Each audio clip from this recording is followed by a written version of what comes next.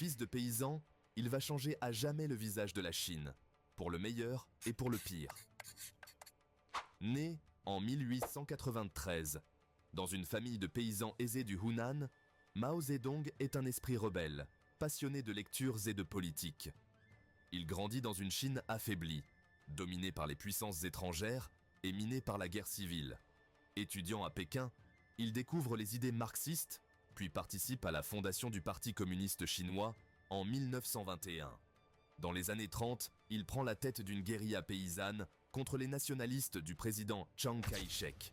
Il impose alors son autorité au sein du parti après l'épisode légendaire de la Longue Marche. Il s'agit d'une retraite de plus d'1 an, à travers les montagnes, les marais et les plaines, sur plus de 9000 km. Une épopée qui scelle son image de chef révolutionnaire infatigable. En 1949, après une nouvelle guerre civile acharnée, Mao entre victorieux à Pékin. Il proclame la République populaire de Chine et chasse les nationalistes. L'empire millénaire devient alors un État communiste. Mao engage alors de vastes réformes pour transformer la Chine paysanne en puissance industrielle. Mais ces réformes virent au cauchemar. Son plan utopique du Grand Bond, qui visait à industrialiser la campagne, provoque une famine gigantesque, qui fait entre 15 et 45 millions de victimes. C'est l'une des plus grandes tragédies du XXe siècle.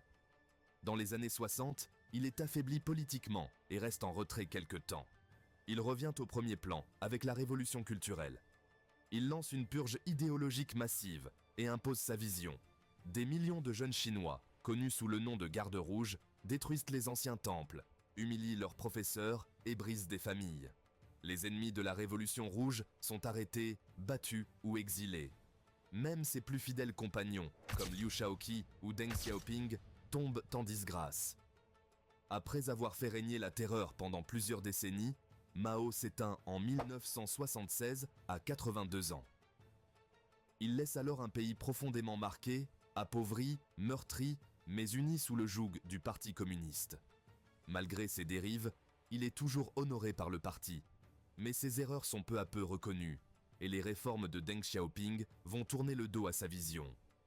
Révolutionnaire idéalisé, Mao a libéré la Chine de ses chaînes pour mieux en forger d'autres.